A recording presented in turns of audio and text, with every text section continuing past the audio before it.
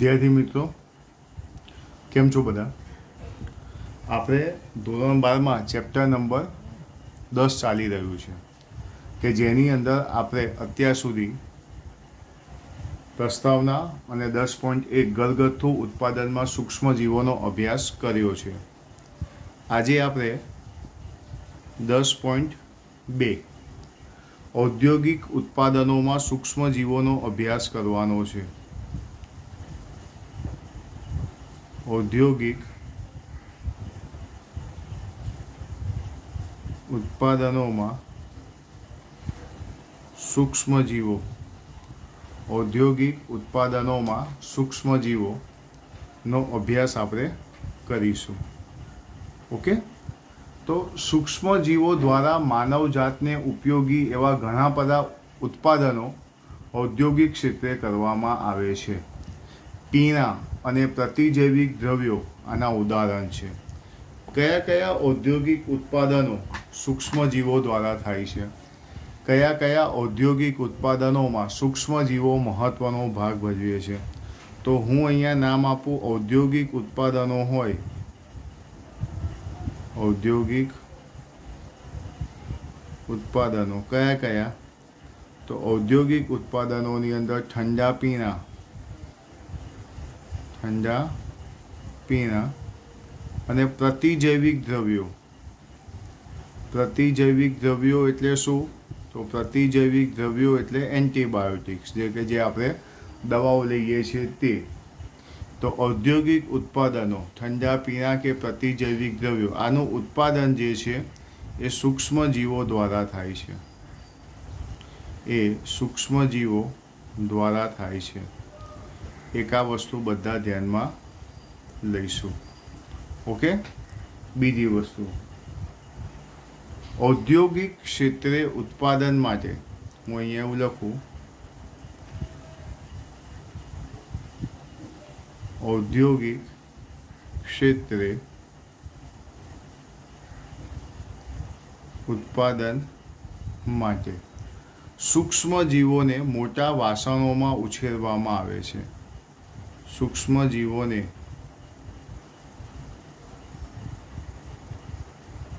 मोटा वासणों में उछेरवामां आवे छे। सूक्ष्म जीवों ने मोटा वासण में उछेरवामां आवे छे, जेने आथवण कारको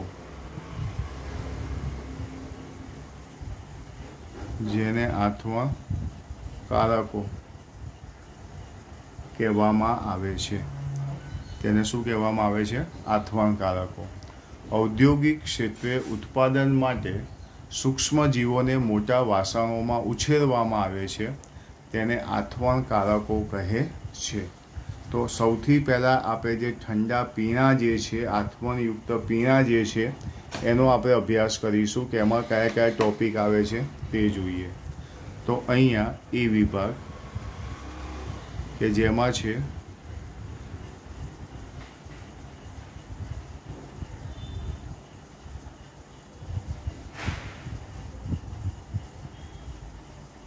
आथवणयुक्त पीणा के जेमां छे आथवणयुक्त पीणा। सौथी पहली वस्तु प्राचीन कालथी वाइन, बियर, विस्की, ब्रांडी, रम जेवा पीणा ईस्टमांथी बनाववामां आवे छे। क्यांथी? तो के प्राचीन कालथी बियर, विस्की, ब्रांडी के रम जेवा पीणा जे छे ए बधे बधा ईस्टमांथी उत्पादित करवामां आवे छे। शामांथी? ईस्टमांथी उत्पादित कराय छे। प्राचीन कालथी वाइन, बियर, विस्की, ब्रांडी के रम जेवा पीणा ईस्टनी मददथी उत्पादित करवामां आवे छे। आ हेतु माटे वपराती ईस्ट आज ईस्टमांथी ईस्ट जेने कहेवाय छे सेकेरोमाइसिस सेरेविसी जे आपणे गया विडियोनी अंदर जोई थी। आज ईस्टनो उपयोग ब्रेड बनाववा माटे थाय छे। आज ईस्टनो उपयोग શામાં થાય છે? બ્રેડ બનાવવા માટે। આ ઉપરાંત તેની મદદથી ધાન્ય અને ફળોના રસમાંથી ઇથેનોલનું ઉત્પાદન થાય છે।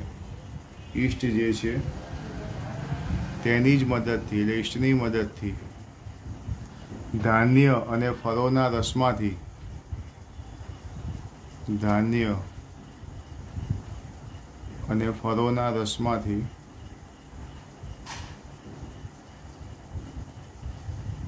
ઇથેનોલનું ઉત્પાદન કરવામાં આવે છે। આ જે ઈસ્ટ જે છે એને કહેવામાં આવે છે બેકર્સ ઈસ્ટ, બેવર્સ ઈસ્ટ, એ આપણને ખબર છે, બરોબર છે। હવે જે પીણા જે છે, આથવણયુક્ત પીણા, એ બે પ્રકારના હોય છે। આ જે પીણા જે છે એ પીણા આપણે જોવા જઈએ તો બે પ્રકારના હોય છે। એ પીણા જે છે એ બે પ્રકારના હોય છે। વાઇન, બિયરનું ઉત્પાદન નિસ્યંદન વગર થાય છે, એટલે એને અનિસ્યંદિત આલ્કોહોલિક પીણા કહેવામાં આવે છે। પીણા જે છે એ અનિસ્યંદિત, અને બીજું નિસ્યંદિત। આ બધા પીણા કેવા છે? આલ્કોહોલિક છે। એટલે આલ્કોહોલિક પીણા કેટલા પ્રકારના છે? બે પ્રકારના છે, અનિસ્યંદિત અને નિસ્યંદિત। વાઇન અને બિયરનું ઉત્પાદન નિસ્યંદન વગર થાય છે। કોનું? વાઇન અને બિયર। વાઇન અને બિયરનું ઉત્પાદન નિસ્યંદન વગર થાય છે। જ્યારે વિસ્કી, બ્રાન્ડી અને રમ જે છે, જ્યારે વિસ્કી, બ્રાન્ડી અને રમ, વિસ્કી, બ્રાન્ડી અને રમ આથવણ પામેલા ફળના રસમાંથી મેળવાય છે। આથવણ પામેલ ફળના રસમાંથી મેળવાય છે, મતલબ આ કેવા છે? નિસ્યંદિત છે। ઓકે, તો અહીંયા આપણે બે વસ્તુ જોઈ, પીણાની અંદર નિસ્યંદિત પીણા અને બીજા આપણે જોયા અનિસ્યંદિત પીણા। આથવણયુક્ત પીણા વિશેની માહિતી 2 માર્ક્સની અંદર કદાચ આવી શકે, એટલે 2 માર્ક્સનો પ્રશ્ન જે છે એ આપણે તૈયાર કરી શકીએ। ખ્યાલ આવ્યો બધાને? એટલે આ વસ્તુ એક ખાસ બધા ધ્યાનમાં લેજો। એના પછી આપણે જોઈએ તો બીજા નંબરનું, ઠંડા પીણા પછી સેકન્ડ નંબરમાં પ્રતિજૈવિક દ્રવ્યો। જે પ્રતિજૈવિક દ્રવ્યો કે જેને કહેવામાં આવે છે એન્ટીબાયોટિક્સ। પ્રતિજૈવિક દ્રવ્યો કે જેને શું કહેવામાં આવે છે? એન્ટીબાયોટિક્સ। સૂક્ષ્મ જીવો દ્વારા પ્રતિજૈવિક દ્રવ્યોનું ઉત્પાદન એ 20મી સદીની અત્યંત મહત્ત્વની શોધ કહેવાય છે, જે માનવ સમાજના કલ્યાણ માટે સૌથી મોટી ઉપલબ્ધિ માનવામાં આવે છે। સૂક્ષ્મ જીવો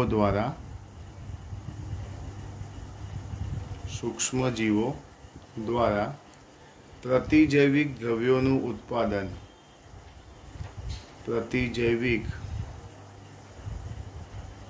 દ્રવ્યોનું ઉત્પાદન 20મી સદીની અત્યંત મહત્વપૂર્ણ શોધ માનવામાં આવે છે, તેમજ માનવ કલ્યાણ માટેની મોટી ઉપલબ્ધિ માનવામાં આવે છે। તેમજ માનવ કલ્યાણ માટેની સૌથી મોટી ઉપલબ્ધિ માનવામાં આવે છે। પહેલો મુદ્દો, સૂક્ષ્મ જીવો દ્વારા પ્રતિજૈવિક દ્રવ્યોનું ઉત્પાદન એ 20મી સદીની અત્યંત મહત્વપૂર્ણ શોધ અને માનવ સમાજના કલ્યાણ માટે એક મોટી ઉપલબ્ધિ માનવામાં આવે છે। એન્ટી એક ગ્રીક શબ્દ છે, એન્ટી એક ગ્રીક શબ્દ છે જેનો અર્થ થાય છે વિરુદ્ધ, જેનો અર્થ થાય છે વિરુદ્ધ। અને બીજો શબ્દની વાત કરીએ બાયો, તો બાયો કે જેનો અર્થ થાય છે જીવન, જેનો અર્થ થાય છે જીવન। જો હું આ બંનેને ભેગા કરું, સમન્વય કરું, તો શબ્દ શું બને છે? જીવન વિરુદ્ધ। તો શબ્દ બને છે જીવન વિરુદ્ધ, પરંતુ મનુષ્યના સંદર્ભની અંદર તેને જીવન વિરુદ્ધ ન કહેતા માનવ માટે, મનુષ્ય માટે એટલે કે માનવ માટે તેને જીવન વિરુદ્ધ ન કહેતા તેને પૂર્વજીવન કહેવામાં આવે છે. તેને શું કહેવામાં આવે છે? પૂર્વજીવન કહેવામાં આવે છે. તેને એન્ટી એટલે વિરુદ્ધ, બાયો એટલે જીવન, આમ એને જીવન વિરુદ્ધ ન કહેતા પૂર્વજીવન કહેવામાં આવે છે. હવે ત્રીજા નંબરનો મુદ્દો, એન્ટીબાયોટિક્સ એટલે કે એની વ્યાખ્યા. પ્રતિજૈવિક દ્રવ્યો શું છે? એન્ટીબાયોટિક શું છે? તો પ્રતિજૈવિક દ્રવ્યો એ એક પ્રકારના રસાયણ છે. પ્રતિજૈવિક દ્રવ્યો એક પ્રકારના રસાયણ છે કે જેનું નિર્માણ કેટલાક સૂક્ષ્મજીવોમાંથી થાય છે, કે જેનું નિર્માણ કેટલાક સૂક્ષ્મજીવોમાંથી થાય છે, જે અન્ય સૂક્ષ્મજીવોને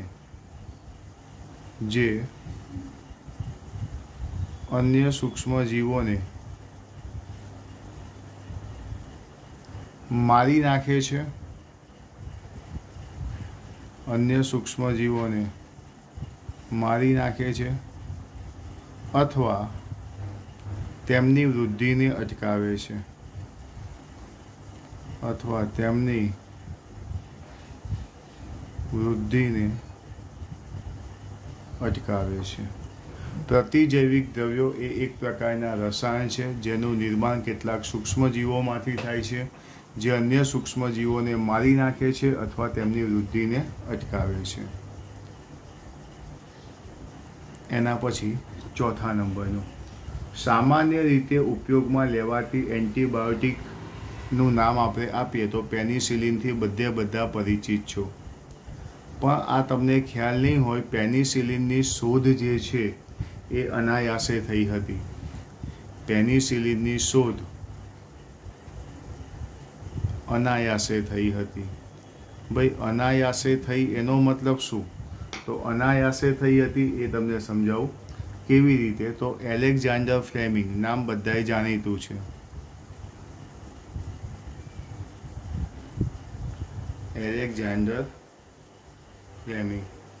એલેક્ઝાન્ડર ફ્લેમિંગ જ્યારે સ્ટેફાઇલોકોકાઈ નામના બેક્ટેરિયા પર કાર્ય કરી રહ્યા હતા, સ્ટેફાઇલોકોકાઈ નામના બેક્ટેરિયા પર, એલેક્ઝાન્ડર ફ્લેમિંગ સ્ટેફાઇલોકોકાઈ નામના બેક્ટેરિયા પર જ્યારે કાર્ય કરી રહ્યા હતા ત્યારે તેમણે જોયું કે ધોયા વગરની એક પ્લેટ ઉપર મોલ્ડ ઉત્પન્ન થઈ હતી. એમણે શું જોયું? ધોયા વગરની સર્વદિત પ્લેટ પર શું ઉત્પન્ન થઈ હતી? તો એ જે પ્લેટ છે, પ્લેટ ઉપર મોલ્ડ ઉત્પન્ન થઈ હતી. એમણે જોયું કે એક ધોયા વગરની પ્લેટ હતી, એની પર મોલ્ડ ઉત્પન્ન થઈ હતી, અને જ્યાં મોલ્ડ ઉત્પન્ન થઈ હતી ત્યાં સ્ટેફાઇલોકોકાઈ નામના બેક્ટેરિયા વૃદ્ધિ પામી શક્યા નહીં. સ્ટેફાઇલોકોકાઈ નામના બેક્ટેરિયા વૃદ્ધિ પામી ન શક્યા, પોતે વૃદ્ધિ પામી શક્યા નહીં. આથી એલેક્ઝાન્ડર ફ્લેમિંગને વિચાર આવ્યો કે મોલ્ડમાંથી એવું કોઈ રસાયણ ઉત્પન્ન થાય છે, આ મોલ્ડમાંથી એવું કોઈ રસાયણ ઉત્પન્ન થાય છે જે આની વૃદ્ધિને શું કરે છે? અટકાવે છે. જે સ્ટેફાઇલોકોકાઈની વૃદ્ધિને શું કરે છે? અટકાવે છે. જે સ્ટેફાઇલોકોકાઈ નામની વૃદ્ધિને શું કરે છે? અટકાવે છે. એવો એમને ખ્યાલ આવ્યો. આથી નામ આપવામાં આવ્યું એનું પેનિસિલિન. આથી નામ શું આપવામાં આવ્યું? પેનિસિલિન. હવે તેનું નામ પેનિસિલિન કેમ આપવામાં આવ્યું? તો તેનું નામ પેનિસિલિન એટલા માટે આપવામાં આવ્યું કારણ કે તે પેનિસિલિયમ નોટેટમ, કારણ કે તે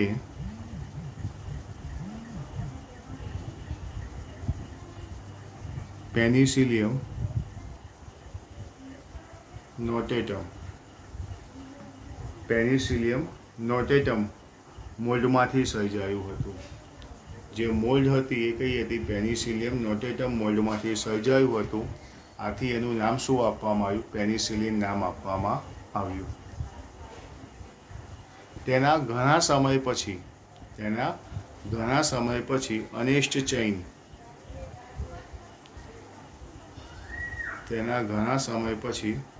અનેસ્ટ ચેઇન અને હાર્વર્ડ ફ્લોરે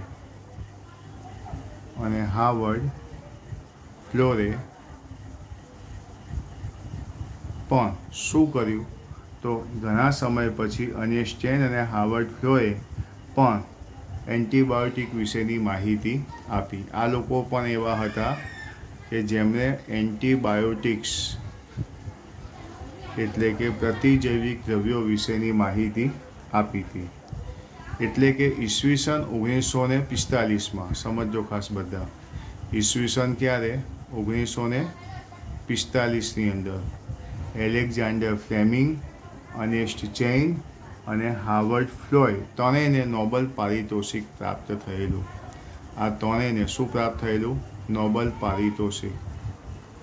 કયા કયા ત્રણ વૈજ્ઞાનિક? તો એલેક્ઝાન્ડર ફ્લેમિંગ, બીજો અનેસ્ટ ચેઇન અને ત્રીજો હાર્વર્ડ ફ્લોરે. આ ત્રણેયને શું પ્રાપ્ત થયેલું?